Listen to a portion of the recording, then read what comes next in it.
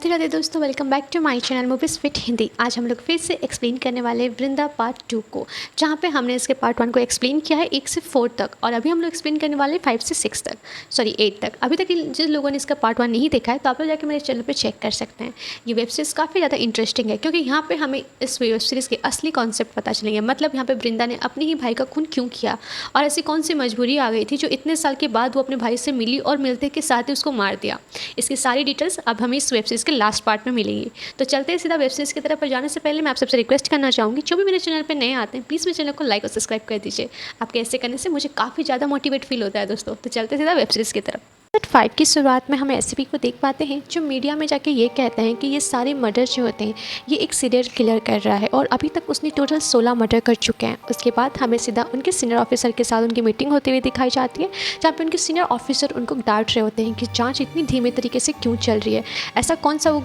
गुनहगार है जो पकड़ा ही नहीं जा रहा अभी तक। इसके बाद सीन सीधा शिफ्ट होता है रात का, जहाँ पे हमें वृंदा की छोटी बहन और उसके बॉयफ्रेंड को दिखाया जाता है। वो लोग पुलिस के द्वारा रास्ते में चेकिंग के द्वारा पकड़े जाते हैं, जहाँ पे उनकी गाड़ी में शराब का बोतल भी मिलता है। जिसके बाद यहाँ पे वो लोग बहुत ज़्यादा पैसा देके उन दोनों को वहाँ पे बचाने की कोशिश करते हैं, बट अनफॉर्चुनेटली पुलिस वाले मानते नहीं हैं। और उसी वक्त यहाँ पे वृंदा के जो छोटी बहन का बॉयफ्रेंड था वो पुलिस से ये कह देता है कि ये जो लड़की है ये खुद वृंदा की बहन है। जिसको सुनने के बाद वृंदा के जो सीनियर ऑफिसर थे वो वहाँ पे चार्ज पे थे और उसके बाद वो उन दोनों को सीधा पुलिस स्टेशन ले आते हैं और उनके ऊपर बहुत सारे से झूठे आरोप लगाते हैं और साथ ही साथ वो काफ़ी ज़्यादा उस पर गाली भी गलौज भी करते हैं। सीन शिफ्ट होता है सीधा वृंदा के ऊपर, जो आनंद के घर पे उसके पिताजी के शोक सभा में गई हुई थी। और उसी वक्त वहाँ पे वृंदा का कॉल आता है, जहाँ पे उसको पता चलता है कि एसआई जो उसका ऑफिसर है उसने यहाँ पे उसकी छोटी बहन को पुलिस स्टेशन में पकड़ लिया है और उसको काफ़ी ज़्यादा यहाँ पे ब्लेम कर रहा है। तब सोलोमन के पास आके ये कहती है कि अगर आपको कोई प्रॉब्लम है तो आप मेरे से लड़िए, इस सब चीज़ों में मेरी छोटी बहन को मत घसीटिए। और साथ ही साथ वो ये भी कहती है कि आपको जो भी जो भी आपको पनिश करना है या फिर जो भी आपके साथ मेरा पर्सनली चल रहा है इन सब के बीच में आप मेरी फैमिली को मत लाइए। पर यहाँ पे वो ऑफिसर सुनता नहीं है और वृंदा की छोटी बहन के ऊपर काफ़ी ज़्यादा एलिगेंट लगाता है, लाइक वो ड्रग्स लेती है एंड धंधा करती है एट्सेट्रा एट्सेट्रा। ये सारी बातें सुनने के बाद वृंदा को काफ़ी ज़्यादा गुस्सा आता है और यहाँ पे वो अपने सीनियर ऑफिसर के ऊपर हाथ उठा देती है। और उसी सब चीज़ों को यहाँ पे नोटिस करते हुए उसके आसपास के जो लोग होते हैं वो उन लोग को रोकते हैं। नेक्स्ट डे का सीन दिखाया गया था पे वृंदा और एसपी प्लस वहाँ पे सोलोमन भी होता है, जहाँ पे एसपी उन दोनों को डांट रहे होते हैं। और साथ ही साथ यहाँ पे सोलोमन ये कहता है कि मैं वृंदा को इस हरकत के लिए उसकी जॉब से निकाल भी सकता हूँ, पर एसपी उस चीज़ को संभालते हुए ये कहते हैं कि ठीक है तुम एक काम करो, जो वृंदा केस हैंडल कर रही है वो केस तुम हैंडल करो और साथ ही साथ मैं वृंदा को यहाँ पे 1 मंथ के लिए यहाँ पे उसको जॉब से निकालता हूँ, और बट इस सब चीज़ों के लिए तुम वृंदा को जॉब से नहीं निकालोगे। मतलब यही उनके बीच में शर्त होता है, जिसको सुनने के बाद सोलोमन तैयार हो जाता है और वृंदा को 1 मंथ के लिए यहाँ जॉब से निकाला जाता है। जिसको देखने के बाद वृंदा को काफ़ी ज़्यादा गुस्सा आता है। जब वो वृंदा अपने सामान लेके बाहर जा रही होती है तो वहीं पर ही उसको हथिया के वृंदा को रोकता है और ये कहता है कि तुम टेंशन मत लो, मैं अभी जाके सर से बात करता हूँ। पर वृंदा इतनी ज़्यादा गुस्से में थी कि वो वहाँ पे सारथी को भी बहुत उल्टा फुल्टा सुना देती है और ये कहती है कि तुम तो बड़ों की गुलामी करते हो, तुम्हारे सीनियर के तुम जाके तलवे चाटते हो, तो जाओ तुम वही करो क्योंकि तुम्हारे मुँह में तो जबान नहीं है। और ये सुनने के बाद सारथी को काफ़ी ज़्यादा गुस्सा आता है और वो ये सब वृंदा की बातें सुन के उस पर गुस्सा होकर वहाँ से चला जाता है। सारथी जब घर आता है तो उसकी वाइफ उसको अपना एक गुड न्यूज़ देने वाली थी कि वो प्रेग्नेंट हो गई है, बट इस आरती का दिमाग इतना ज़्यादा गर्म था कि वो यहाँ पे उसकी वाइफ के ऊपर गुस्सा कर देता है, जहाँ पे उसकी वाइफ उसको ये गुड न्यूज़ दे नहीं पाती है और वो काफ़ी ज़्यादा उदास होकर रूम में बैठ के रोने लगती है। बट सारथी यहाँ पे इतने गुस्से में था कि वो खाना वाना खाता है और चुपचाप जाके सो जाता है। हम वृंदा को भी देख पाते हैं जो अपने घर पे आके अपनी छोटी बहन को काफ़ी ज़्यादा डांटती है कि तुम्हारे वजह से आज मेरी जॉब चली गई है और ये सब की जिम्मेदार तुम हो, तुम इस तरह से मुझे टॉर्चर मत करो। तो उसकी छोटी बहन कहती है कि तुम कोई मेरी सगी बहन नहीं हो जो मेरे पे हुक्म चला रही हो, और वो उल्टा यहाँ पर वृंदा को बहुत कुछ सुना के उसको अपने कमरे से निकाल देती है। वृंदा को ये सब कुछ काफ़ी ज़्यादा बुरा लगता है, इनफैक्ट उसको बहुत हर्ट भी होता है और वो अपने गुस्से को संभाल नहीं पाती है और अपने रूम में जाके सारी चीज़ों को तोड़ने लगती है, जहाँ पे उसकी मम्मी आके उसको संभालती है। वृंदा यहाँ पे आनंद के पास आती है, जहाँ पे वो अपना सारा दर्द आनंद को बताती है कि मैंने आज तक तुम्हें एक गुनहगार समझा था, एक्चुअल में अगर मैं गुनहगार ढूंढ लेती तो शायद मैं तुम्हारे पापा को बचा पाती। पर आनंद यहाँ पे उसको ये कहता है कि कोई नहीं, ऐसा होता है, इसमें तुम अपने आप को ब्लेम मत करो, तुम अपना ही काम कर रही थी, तुम्हारा काम था और जो होना था वो तो हो चुका है। वृंदा उसके घर से घर रिटर्न आ रही होती है तो रास्ते में आते वक्त वो देखती है कि रेलवे स्टेशन के पास बहुत जगहों में कैमरे लगे हुए हैं, जिसके बाद उसके दिमाग में ये आइडिया होता है कि उस दिन जिस इंसान का खून किया गया था वो भी रेलवे ट्रेन के ट्रैक देख के जा रहा होता है, तो हो सकता है उसके कैमरा को चेकिंग करके हम उस खूनी के बारे में कुछ जान सकते हैं। अब उस इस चीज़ को नोटिस करते हुए सबसे पहले वो साथी को कॉल करती है, पर साथी तो पहले उसको डिनाई करता है, पर उसके बाद उसके बात सुन के साथी चुपचाप सुनता है और उसके पास आने के लिए तैयार हो जाता है। उसके बाद वो दोनों मिलकर जाते हैं उस कैमरे के सारे वीडियोज़ रिकॉर्ड चेक करने के लिए। दोनों मिलकर वहाँ पे कैमरा के फुटेज चेक कर रहे होते हैं। तो वहीं पर ही वृंदा एक गाड़ी को बार बार नोटिस कर रही थी जो उसी रेलवे ट्रैक को देख के बार बार आ रहा जा रहा था उस दिन वो ड्राइवर का मौत हुआ था। तो उसी चीज़ को नोटिस करते हुए ये भी कहती है कि जहाँ पे उस इंसान का मौत हुआ था, मतलब खून किया गया था, वहाँ पर हमें इसी गाड़ी के जो फुट प्रिंट्स, मतलब जो टायर के निशान है वो मिले थे, जहाँ पे ये लोग श्योर हो जाते हैं और उस गाड़ी का नंबर को लेकर चार्ज करते हैं। और वहाँ पे उनको सर्च करने के बाद पता चलता है कि इस गाड़ी को तो पुलिस ने भी पकड़ के अपने स्टेशन लेके गया था। अब वहाँ पे वो लोग जाते हैं सीधा पुलिस स्टेशन दोनों मिलकर और उस गाड़ी के बारे में पूछताछ करते हैं, जहाँ पे पुलिस स्टेशन वाले आदमी ये बताते हैं कि वो जो आदमी था वो एक्चुअल में पागल था, क्योंकि नॉर्मली हमने उसका एक खिलौना क्या पकड़ लिया था, वो गुस्से से पागल हो गया था, पर जाने से पहले वो अपना यहाँ पे फिंगरप्रिंट्स छोड़ के गया था। जिसके बाद यहाँ पे वृंदा उसी फिंगरप्रिंट्स को लेकर क्रिमिनल रिकॉर्ड में सर्च करती है, जहाँ पे उसको पता चलता है कि ये लड़का, मतलब जो एक लड़का का डिटेल्स निकलता है जो ऑलरेडी बचपन में किसी का खून कर दिया था, एक गांव में किसी का खून कर दिया था, जिसकी वजह से इसको जेल में लाके डाला गया था। क्रिमिनल का नाम ठाकुर होता है जो ज्वालापुर गांव से बिलोंग करता है और उसी गांव से उसको उठाकर यहाँ पे पुलिस स्टेशन में डाला गया था। अब होना क्या था, वृंदा और वो पुलिस ऑफिसर दोनों मिलकर, मतलब सारथी दोनों मिलकर जाते हैं ज्वालापुर गांव में इस ठाकुर के बारे में रिसर्च करने के लिए, जहाँ पे उस गाँव के मुखिया को सबसे पहले वो ठाकुर के बारे में पूछते हैं, तो वो डिनाई करते हैं कि हम इसे ठाकुर नाम के इंसान को नहीं जानते। उसके बाद वो गाँव के हर एक इंसान को पूछते हैं, बट कोई भी ठाकुर के बारे में नहीं बताता है। बट अनफॉर्चुनेटली एक आदमी उनको मिलता है जो ठाकुर के बारे में बताता है। वो ये कहता है कि गाँव वाले तुमको कभी कुछ नहीं बताएंगे। और यहाँ पर हमें ठाकुर का बैक स्टोरी बताया जाता है। ठाकुर जो था एक लड़का था जो पैदा हुआ था तो उसकी मम्मी तुरंत मर गई थी, जिसके बाद यहाँ पे गांव के पुजारी को जब ठाकुर का बचपन में नामकरण के लिए दिखाया गया तो गांव के पुजारी ने कहा कि ये बच्चा श्रापित है, उसने पूर्व जन्म में पिछले 7 लोगों का या 21 लोगों का मतलब खून कर दिया था, जिसके वजह से ये लड़का के अंदर मतलब जो बुरी आत्माएं या फिर बुरी शक्तियां वास करती हैं। अब उसके बाद से लोग उससे दूर होने लगे, इनफैक्ट एक अंधविश्वास जैसा फैलने लग गया। उसकी दादी भी उसको, मतलब उसकी नानी जो थी वो उसको काफ़ी ज़्यादा टॉर्चर करती थी। अगर उस गाँव में कोई एक इंसान उससे प्यार करता था तो वो सिर्फ उसके नाना होते थे जो कि उससे प्यार करते थे और उसे समझते थे, बाकी सब उसको जानवरों के जैसा बिहेव करते थे। इनफैक्ट अगर गाँव में किसी की मौत भी हो जाती थी या फिर महामारी भी फैलती थी तो सब आके उसको भला बुला बोलते थे और बहुत गाली गलौज किया करते थे। और साथ ही साथ वहाँ का जो पुजारी था उसने ये भी कहा था कि जिन लोगों को उसने पूर्व जन्म में ख़त्म किया था, इस जन्म में उनमें से कोई एक आके इसको मार डालेगा। एक दिन क्या होता है, ठाकुर के जो दादाजी, मतलब जो नाना जी थे, वो भी देहांत कर गए। अब इन सब चीज़ों के चक्कर में उसकी नानी उससे और भी ज़्यादा गुस्सा हो गई। उनको लगा कि कहीं ना कहीं ठाकुर के साथ रहने की वजह से या मिलने की वजह से आज उन्होंने उनका पति खो दिया है। अब वो और भी ज़्यादा क्रूरता का मतलब व्यवहार करने लगी ठाकुर के साथ। अब गांव वालों ने सबने डिसाइड किया है कि ठाकुर की बलि चढ़ा देंगे और यहाँ पे वो ठाकुर को उठा के लाते हैं, उसका मुंडन कर देते हैं और उसको जिंदा आग में जलाने के बारे में सोचते हैं। बट उसी वक्त ठाकुर किसी तरह से वहाँ से बच के भाग जाता है और अपनी नानी के पास बचाने के लिए कहता है, पर उसकी नानी तो उल्टा उस पर और ज़्यादा गुस्सा करती है और उसको वहाँ पर गाँव वालों से पकड़वाने के लिए भागती है। जिसके बाद यहाँ पर ठाकुर को और भी ज़्यादा गुस्सा आता है और वहाँ पर वो अपनी नानी का कत्ल कर देता है और फिर उसके बाद उसको वहाँ से पुलिस पकड़ के स्टेशन ले जाती है। साथ ही साथ वो आदमी ये भी रिवील करता है कि उस दिन जो रिचुअल उसने किया था, मतलब ठाकुर का पहले बलि चढ़ाने से पहले उसका मुंडन किया गया था। तो वृंदा इस चीज़ को नोटिस करते हुए साथी से ये कहती है, इसीलिए उस दिन जो जो ठाकुर जिन लोगों का खून कर रहा है वो सबका वो मुंडन करता है, क्योंकि उसके दिमाग में ये चीज़ बैठ गया है। जिन लोग को वो मारता है वो पहले उन लोग को उसी हिसाब से ट्रीट करता है जिस तरह से उसके साथ किया गया था और फिर वो उन लोगों का बलि चढ़ा देता है। उसके बाद वृंदा और साथी रिटर्न अपने घर चले जाते हैं। जब वृंदा फ्रेश होकर रूम से बाहर आती है तो वो एक न्यूज़पेपर का कट पीस को नोटिस करती है, जहाँ पे उसको कुछ क्लू मिल जाता है और वो सीधा साथी के घर जाते हुए उसको ये कहती है कि ये जो आदमी है वो इन लोगों का खून इसलिए कर रहा है क्योंकि वो लोग ठाकुर को, मतलब भगवान को ज़्यादा मानते हैं और मतलब जो ठाकुर है उसको भगवान से बिल्कुल भी ट्रस्ट उठ चुका था और वो ऐसे लोगों को ढूंढ के मार रहा है जो भगवान पर भरोसा करते हैं और एक दिन उनके भरोसा के चक्कर में लोगों की जान भी चली जाती है, मतलब कुछ रिचुअल किए जाते हैं। वजह से उनको उस ठाकुर का मारने का जो पैटर्न था और जो क्लू था वो ऑलरेडी मिल चुका था। और उसके बाद सीन शिफ्ट होता है सीधा ठाकुर के ऊपर, जहाँ पे हम देख पाते हैं कि कुछ बस के अंदर हज को जाने के लिए पैसेंजर बैठे हैं और उसी बस को ठाकुर चला रहा है और मौका मिलते ही वो ब्रिज के नीचे से बस को निकाल लेता है, जिसकी वजह से उस बस में बैठे हुए सारे के सारे लोग मर जाते हैं और बट ठाकुर वहाँ पे जिंदा रह जाता है और वो वहाँ पे जिंदा निकल के सबसे पहले एक इंसान को कॉल लगाता है और उसको बोलता है कि हमारा डील जो था या फिर हमारा काम जो था वो पूरा हो चुका है। कॉल किसी और को नहीं, उसने आनंद को किया था। मतलब एज अ व्यूअर हमें समझ में आता है कि इन सब के बीच में ठाकुर अकेला नहीं, आनंद भी उनके साथ है। इस इनको दिखाते हुए एपिसोड 5 यहाँ पे खत्म होता है। एपिसोड 6 की शुरुआत में हम लोग देख पाते हैं 6 की शुरुआत में हमें पास्ट का सीन दिखाया जाता है, जहाँ पे सत्या और ठाकुर दोनों पुलिस स्टेशन में होते हैं, मतलब जेल में। और वहाँ पे सत्या को पता चलता है कि ठाकुर नाम का एक लड़का जो अपने आप को बाथरूम में बंद कर रखा है और वो वहाँ से निकलने के लिए कोशिश भी नहीं कर रहा है, मतलब काफ़ी ज़्यादा डरा हुआ सहमा हुआ है। उसके बाद जब हॉस्टल के सारे बच्चे वहाँ से चले जाते हैं तो सत्या वहाँ पर जाता है और उसको प्यार से समझा के रात को ठाकुर को बाहर निकालता है और उसको खाने भी देता है और साथ ही साथ उन दोनों के बीच में बातचीत होती है, जहाँ पर ये पता चलता है कि ठाकुर बहुत ज़्यादा डरता है और इसका रीज़न ये है कि गाँव वालों ने उनको बताया था था कि उसने पूर्व जन्म में किसी को मार दिया था, और इसी चीज़ को लेकर ठाकुर काफ़ी ज़्यादा डरा हुआ रहता है। तो सत्या उसको ये कहता है कि ये सब चीज़ें फालतू बातें हैं, इन सब चीज़ों में तुम यकीन मत करो।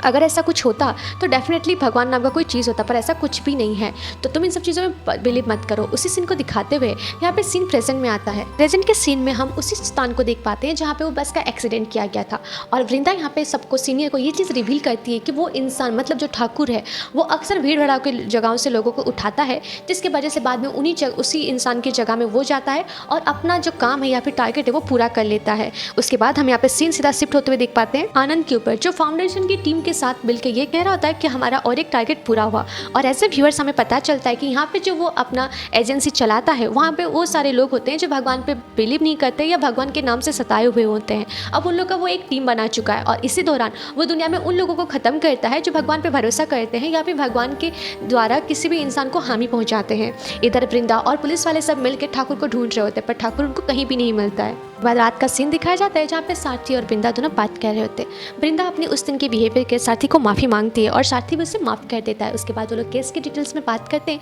जहाँ पे सारथी उसको कहता है कि वृंदा, ये जो आदमी है ठाकुर, वो उन लोगों को सिर्फ इसलिए मारा है क्योंकि वो भगवान पर भरोसा करता है। पर वृंदा कहती नहीं, वो जिस ठाकुर के बारे में जानती है या फिर जिस ठाकुर के बारे में उनको पता चला है वो इंसान अनपढ़ है और उसका इतना दिमाग भी नहीं है। ज़रूर उसके पीछे कोई ऐसा आदमी है जो उसको ये सब चीज़ों के लिए गाइड कर रहा है या फिर इतनी सफाई से उसे मारने के लिए मदद कर रहा है। पर सारथी को ये सारी बातों पे ट्रस्ट नहीं होता है, और उसके बाद सीन सीधा शिफ्ट होता है सत्या के ऊपर, जहाँ पे उसके साथ ठाकुर होता है और वहाँ पे वो ठाकुर को बड़े प्यार से खिला रहा होता है। और ऐसे व्यूअर्स हमको समझ में आता है कि ठाकुर यहाँ पे सत्या की बातें सारी सुना करता था। इनफैक्ट वो जो बोलता था वो सारी बातें वो मानता था भी। उसके बाद यहाँ पे उसी वक्त वृंदा और सारथी आते हैं, जिसको देखने के बाद वो लोग ठाकुर को छुपा देते हैं। और यहाँ पे सत्या को वो लोग ये पूछते हैं कि क्या तुम्हारे पापा को तुम कहीं घुमाने लेके जाने वाले थे, मतलब कोई तीर्थ यात्रा करवाने वाले थे। तो सत्या पहले तो डिनाई करता है, फिर उसके बाद वो एक्सेप्ट करता है कि हाँ, मैं पापा को कहीं घुमाने लेके जाने वाला था, बट अभी तो मतलब उस टाइम में प्लान कुछ ऐसा बना नहीं जिसकी वजह से हम लेके नहीं जा पाए। उसके बाद उन लोगों को क्लू मिल चुका था कि हो इसलिए उसने उसके पापा को मारा था। के बाद सीन सीधा शिफ्ट होता है वृंदा की छोटी बहन के ऊपर, जो अपने बॉयफ्रेंड के साथ रात को नाइट आउट पे गई होती है, पर वहाँ पे उसका बॉयफ्रेंड उसके साथ ज़बरदस्ती करने लगता है। जिसके बाद जब वो उसको डिनाई करती है तो उसका जो बॉयफ्रेंड था वो उसको मारने लगता है। और इसी चीज़ को देखते हुए वृंदा के जो मतलब छोटी बहन के दोस्त होते हैं वो सीधा वृंदा को कॉल करते हैं, और वृंदा आती है, उस लड़के को काफ़ी ज़्यादा मारती है और अपनी बहन से दूर रहने के लिए भी कहती है। उसके बाद वो लोग घर आते हैं, जहाँ पर वृंदा और उसकी छोटी बहन का जो बॉन्डिंग है हमें वो दिखाया जाता है कि वो लोग अपने आप को बात करते हैं, जहाँ पर उसकी छोटी बहन उसकी हर एक गलती के लिए उससे माफ़ी मांगती है और ये भी कहती है कि तुम मुझे हमेशा तुमसे जेलेसी हुआ करता था क्योंकि तुम अपने काम में हमेशा परफेक्ट रहती हो, और यही चीज़ मुझे अच्छी नहीं लगती थी। और यहाँ पे उन दोनों का बॉन्ड हम अच्छा या फिर स्ट्रॉन्ग होते हुए देख पाते हैं। इधर हम सारथी को भी देख पाते हैं, जहाँ पे उसकी वाइफ के साथ वो बात करता है और उसको पता चलता है कि इतने सालों तक जिस चीज़ का जिस टाइम का वो वेट कर रहा होता है वो मतलब ऑलरेडी आ चुका है, मतलब अब वो पापा बनने वाला था। और इसी चीज़ के लिए वो काफ़ी ज़्यादा खुश भी होता है और उस दिन के लिए काफ़ी ज़्यादा रिग्रेट फील भी कर रहा होता है कि अपने गुस्से के चक्कर में उस दिन उसकी वाइफ का मतलब इतना गुड न्यूज़ वो देना चाहती थी पर वो नहीं दे पाई थी, और उससे वो माफ़ी भी मांगता है। सीन शिफ्ट होता है सीधा नेक्स्ट मॉर्निंग, जहाँ पे हम सीनियर ऑफिसर DCI को साथ में वृंदा और सारथी को भी देख पाते हैं, जहाँ पे वो लोग सीनियर उसको गुस्सा करते हुए ये कहते हैं कि अभी तक ठाकुर पकड़ा क्यों नहीं गया, अगर हमें खूनी के बारे में पता है तो हम उसको अभी तक पकड़ क्यों नहीं पाए। जहाँ पे वृंदा कहती है कि सर मेरे पास एक प्लान है, अगर आप थोड़ा सा झूठ बोले और मीडिया का साथ ले तो हम डेफिनेटली ठाकुर को पकड़ सकते हैं। उसके बाद वो लोग एक न्यूज़ कॉन्सेप्ट बुलाते हैं, जहाँ पे सारे न्यूज़ रिपोर्टर आते हैं और वहाँ पे वो लोग ये कहते हैं, वृंदा न्यूज़ में जाके ये बोलती है कि मैं ठाकुर की वही पुराने जन्म की इंसान हूँ जिसको उसने पूर्व जन्म में ख़त्म किया था, और इस जन्म में मैं उसको मारने वाली हूँ और उसी को मारने के लिए मैं इस जन्म में आई हूँ। और ये सारी न्यूज़ में जो बातें हो रही थी वो सारी चीज़ें वो ठाकुर भी बैठ के सत्या के घर पर देख रहा होता न्यूज़, जिसको देखने के बाद उसका दिमाग ख़राब हो जाता है, वो अपने आपे में नहीं रहता, उसको इतना गुस्सा आता है कि वो टीवी तोड़ने लग जाता है। उसके बाद उसको सत्या और वहाँ के आदमी लोग आकर उसको संभालते हैं, जहाँ पे सत्या उसको ये समझाने की कोशिश करता है कि ये सब झूठ है और ये सब कुछ वो एक चाल है और कुछ नहीं, जहाँ पे ठाकुर को वो सब चीज़ें समझ में नहीं आती। तो सत्या उसको कहीं दूर ले जाने का प्लान करता है। इधर रात का वक्त हमें दिखाया जाता है कि वृंदा के घर के बाहर बहुत सारे पुलिस वाले जगे हुए रहते हैं, क्योंकि उनको श्योर था कि ठाकुर आज रात को आएगा और वृंदा को ख़त्म करने की कोशिश करेगा। और अनफॉर्चुनेटली ऐसा सच में होता भी है। ठाकुर यहाँ पे सत्या के जो लोगों से बचकर वहाँ से निकल के आता है वृंदा के घर में, जहाँ पे वो उसको मारने ही वाला होता है, बट वहाँ पे उसको पुलिस वाले का होने का अंदाज़ा हो जाता है जब वो भागने लगता है। अब उसके पीछे वृंदा, पुलिस वाले सब भागने लग जाते हैं ठाकुर के पीछे, पर यहाँ पे वृंदा अकेले पड़ जाती है। जब ठाकुर उसको मिलता है तो उसको मारने की कोशिश करता है, उसका गला दबाते हुए उसको ये कहता है कि तुम क्यों हम लोग के पीछे पड़ी हुई हो और तुम मुझे क्यों मारना चाहती हो। जिसको सुनने के बाद वृंदा कुछ कर पाते उससे पहले ठाकुर उसका गला दबा के उसको ख़त्म करने की कोशिश करता है, और उसी वक्त वहाँ पे सारथी आ जाता है जो वृंदा को बचा लेता है, और उन दोनों के हाथापाई में अनफॉर्चुनेटली वृंदा को वहाँ पे ठाकुर को मारना पड़ता है। का में हम सत्या को भी आते हुए देख पाते हैं, जो उसका ठाकुर का जो बैग था उसके अंदर से जीनी का जो टॉय था बचपन का उसका ले जाता है और वहाँ पे वो ये समझ गया था कि अब ठाकुर रिटर्न कभी लौट के नहीं आने वाला है। और इसी सीन को दिखाते हुए यहाँ पे एपिसोड 6 खत्म हो जाता है। एपिसोड 7 की शुरुआत में हम लोग देख पाते हैं। एपिसोड 7 की शुरुआत में हमें पास्ट का सीन दिखाया जाता है, जहाँ पे पुलिस स्टेशन में मतलब जेल में यहाँ पे सत्या और ठाकुर दोनों कुछ एग्जाम दे रहे होते हैं, जहाँ पे ठाकुर को सत्या ये कहता है कि मुझे कहीं बाहर घूमने जाना है और इसलिए मैं एग्जाम दे रहा था। जहाँ पे एज अ व्यूअर्स हमें पता चलता है कि सत्या पढ़ाई में काफ़ी ज़्यादा अच्छा मतलब स्मार्ट है। उसके बाद सीन प्रेजेंट में आता है, जहाँ पे हम यहाँ वृंदा को देख पाते हैं जिसको काफ़ी ज़्यादा चोट लगी थी, बट उसको सारे लोग पुलिस ऑफिसर सब उसको सेलिब्रेट कर रहे थे, इनफैक्ट उसको कॉन्ग्रेचुलेशन कर रहे थे क्योंकि उसने जो अभी तक खूनी जो ठाकुर था उसको ख़त्म कर दिया था। वृंदा जब उस केस को क्लोज करने के लिए पुलिस स्टेशन जाती है तो वहाँ पे भी एक चीज़ नोटिस करती है कि ठाकुर का फ़ोन, जब उस फ़ोन की कॉल लिस्ट को चेक करती है तो वो नोटिस करती है कि ठाकुर मैक्सिमम हर एक काम खत्म होने के बाद एक रैंडमली नंबर है जिसको वो बार बार कॉल किया करता था। अब उस नंबर का वो डिटेल्स निकालने की कोशिश करती है क्योंकि उसको ठाकुर का लास्ट टाइम बोला हुआ बात याद आता है कि तुम क्यों हम लोग के पीछे पड़ी हो। मतलब सिंपल था कि ठाकुर अकेला नहीं था, उसके पीछे और भी लोग थे। अब इस चीज़ को लेके वो ये कहती है, यहाँ पे उसके जो पुलिस ऑफिसर थे उसको कहती है कि ये अकेला नहीं था और अभी हमने एक गुनहगार को नहीं मारा है, अब ऐसे पता नहीं कितने और भी हैं। जिसके बाद यहाँ पे उस ठाकुर के साथ रहने वाले हर एक इंसान को सर्च करने लगती है और वहाँ पे उसको फोटो में ठाकुर के हाथ में एक सत्या नाम का टाटू भी दिखाया जाता है, जहाँ पे उसको लगता है कि हो ना हो सत्या नाम का आदमी है उसके साथ यहाँ पे कनेक्टेड है। अब वो सत्या नाम की डिटेल्स को ढूंढने लगती है, साथ ही साथ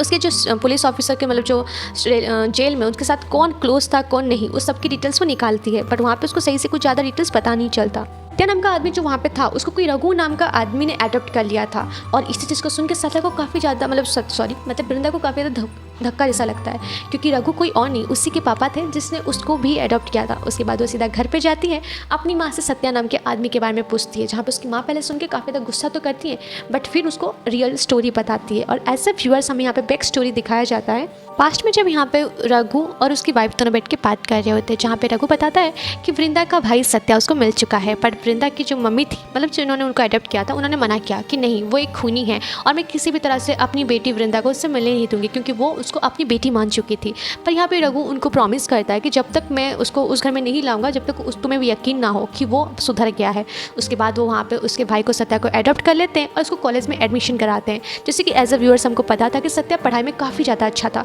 उसको पढ़ाते हैं लिखाते हैं और उसको मोटिवेट करते हैं आगे लाइफ में अच्छा काम करने के लिए, और सत्या बिल्कुल वैसा ही करता है।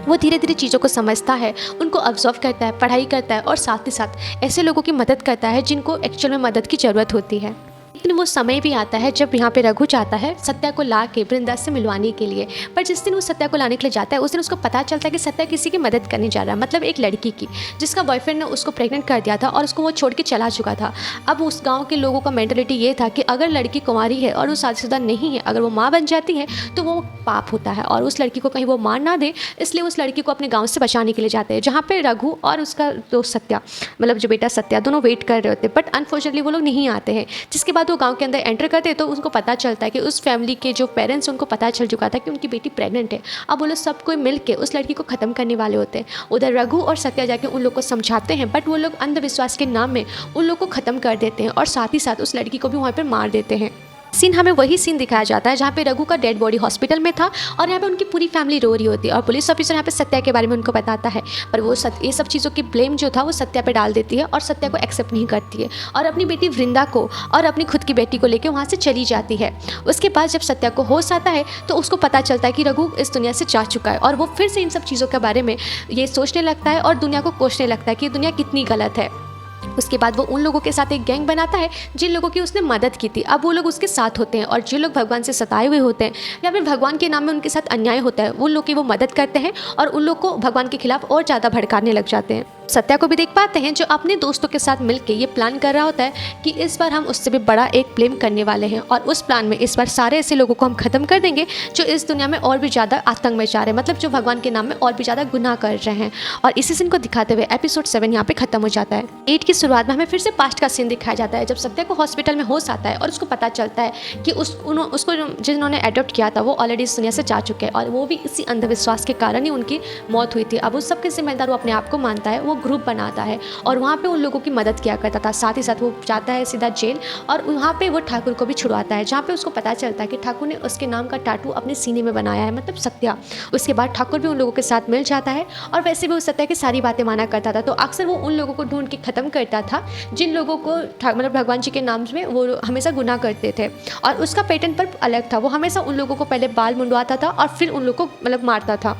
सीन प्रेजेंट में आता है जहाँ पे वृंदा और उसका सारथी मतलब जो पुलिस ऑफिसर है वो दोनों बात कर रहे होते हैं। वृंदा काफ़ी ज़्यादा अपसेट थी और ये कहती है भले ही सत्या मेरा खुद का भाई क्यों ना हो, पर उसने इतने सारे गलत काम किए हैं, इस वजह से मैं उसको पकड़ के रहूँगी। उसके बाद होना क्या था, सत्या के बाद में सारी रिसर्च स्टार्ट हो जाती है जहाँ पर उसको पता चलता है कि सत्या जब पड़ा हुआ था उसके बाद से उसके बारे में कोई भी खबर नहीं थी, क्योंकि उसके बाद से वो अंडरग्राउंड हो गया था, किसी को भी उसके बारे में जानकारी नहीं है। सत्या को भी देख पाते हैं जो एक मंदिर के पास अपना मर्डर का प्लानिंग कर रहा होता है। मतलब वो पता नहीं पेट्रोल डीजल ये सब कुछ मंगा के किसी जगह में मिला रहा होता है। मतलब वहाँ के जितने भी भक्त होते हैं उन सबको वो एक ही रात में ख़त्म करने वाला होता है। इधर वृंदा को भी देख पाते हैं जो सत्या को जोर शोर से ढूंढने लग जाती है। वृंदा यहाँ पे सर्च कर रही होती तो उसको वहाँ पे आनंद के पिताजी की फ़ोटो मिलती है, मतलब डॉक्यूमेंट्स, और उसको समझ में आता है कि आनंद जिसको अपने पिताजी के रूप में बोला करता था वो एक्चुअल में उसके पिताजी तो थे ही नहीं, और उनका बेटा को तो कब से मौत हो चुका था। मतलब सिंपल था, यहाँ पे वो जो उनके साथ था वो सत्या ही था, और सत्या कोई और नहीं आनंदी है। जहाँ पे उसको समझ में आता है कि उस दिन जब उसके ऊपर सब डाउट आ रहा था तो वो अपने आप को क्लीन चेक करने के लिए अपने खुद के ही पिताजी को मतलब जिसको उन्होंने अडॉप्ट किया था उसको वो ख़त्म कर देता है। और ये सारी चीज़ें वो उनके तरफ के मतलब उनका पैसा पता इस सब के लिए किया था, ताकि वो पैसा अच्छा खासा कमाए और दुनिया के सामने ग्रीन चेक बनकर पीछे लोगों को अपना जो गलती है उस सब का सजा दे सके। ये क्या वाला था, वृंदा सीधा सारथी को कॉल करती है और सीधा जाती है आनंद के घर पर। अनफॉर्चुनेटली आनंद के घर पे तो कोई होता ही नहीं है। वृंदा को देख के काफ़ी ज़्यादा टेंशन लगता है कि अब ये लोग क्या करने वाले हैं, डेफिनेटली कोई बड़ा प्लान हो रहा होगा। जिसके बाद वो यही याद करती है कि उसने आनंद की गाड़ी में तो चिप लगाया था, ट्रैकिंग चिप। उसके बाद वो सीधा वो ट्रैकिंग को ओपन करती है और चेक करती है जहाँ पर उसका एक लोकेशन पुराने मंदिर घाट के पास पड़ता है, जहाँ पर आज बहुत बड़ी जोत की आरती होने वाली थी। का नाम गंगावरम का नाम होता है, और वहाँ पे वो सीधा उसी जगह में फिर निकल जाती है सारथी के साथ उस इंसान को पकड़ने के लिए। वृंदा और पुलिस की पूरी टीम वहाँ पे पहुँचती है तो वो जगह काफ़ी ज़्यादा भीड़ भड़ाका में होता है। अब वृंदा का दिमाग ये काम नहीं करता कि यहाँ के लोगों को वो किस तरह से मारेगा, मतलब यहाँ के जो प्रसाद है वहाँ पे जहर मिलाएगा, यहाँ पे बॉम्ब ब्लास्ट करेगा, पता नहीं किस तरह से वो यहाँ के जो भक्त हैं उन लोग को वो ख़त्म करने वाला है। और उसी सब के बीच में यहाँ पे जो हम लोग के पुलिस ऑफिसर होते हैं वो सीधा जाते हैं अनाउंसमेंट रूम में, जहाँ पे वो अनाउंस करने वाले होते हैं कि यहाँ पे तुम मतलब मंदिर खाली करो। बट अनफॉर्चुनेटली वहाँ पे सत्या के लोग होते हैं जो उन लोग को गन की नोक पे रख के चुप करा देते हैं, और वहाँ पे जगह जगह में सत्या के लोग फैले हुए थे। और इसी बीच में वृंदा एक आदमी को पहचान जाती है। जब वृंदा उसका पीछा करती है तो उस हाथापाई में वृंदा नीचे गिर जाती है, तो नोटिस करती है कि वहाँ का जो तालाब है मतलब जो पानी का कुंड है उसमें एक डीजल का पाइप जा रहा है। मतलब सिंपल था, उसने उस पानी की जगह में डीजल मिला दिया था। जब लोग वहाँ पे स्नान के वक्त जब जो जोत दिखेगी तब स्नान के वक्त उतरेंगे तो यहाँ पे सत्या वहाँ पे पानी में आग लगा देगा, जिसकी वजह से जितने भी भक्त उस पानी में होंगे सब जल के मर जाएंगे। तो वो सीधा सारथी को बोलती है कि वहाँ के लोगों को क्लियर करो और वहाँ पर पानी में किसी को भी जाने मत दो। अब वो उस पानी को नोटिस करते हुए पाइप को लेकर ऊपर जाती है जहाँ से वो पाइप शुरू हुआ था, और वहाँ पर वो सत्या को देखती है जहाँ पर सत्या उसी पानी के अंदर पाइप के अंदर पेट्रोल और डीजल डाल रहा होता है, जहाँ पे सत्या को समझाने की कोशिश करती है कि जिस इंसान ने तुम्हें अडॉप्ट किया उसी इंसान ने मुझे अडॉप्ट किया, और आज मैं अपने लाइफ में इतने आगे हूँ, इतने अच्छी हूँ, इनफैक्ट मैं अन्याय के विरुद्ध लड़ रही हूँ, फिर तुम अन्याय क्यों कर रहे हो। तो सत्या उसकी बातों को नहीं मानता है, पर वृंदा उसको यहाँ पे क्लियर भी करती है कि मैं तुम्हारी बहन हूँ जिन्नी, पर वो नहीं मानता है। जहाँ पे सत्या को वो याद दिलाती है कि बचपन में वो उसको क्या बुलाया करती थी। सत्या को इस सारी बातों को यकीन नहीं होता, क्योंकि उसके हिसाब से तो उसकी माँ के साथ ही उसकी बहन को वो लोग चला के मार दिए थे। पर उसी वक्त वृंदा उसको साक्षी बुलाती है जो सिर्फ और सिर्फ उसको उसकी बहन ही बुलाया करती थी। अब उसको यकीन हो गया था, बट वो कुछ कर नहीं सकता था। वो ये कहता है कि इन सब के जिम्मेदार ये लोग हैं, क्योंकि इन लोगों की वजह से आज मैं और तुम अलग हुए, इतने साल के बाद मिले हैं। अब जब वो वृंदा की बात नहीं सुनता तो वृंदा को काफ़ी ज़्यादा बुरा लगता है, और ये सबको रोकने के लिए वो वहाँ पे सत्या को शूट कर देती है।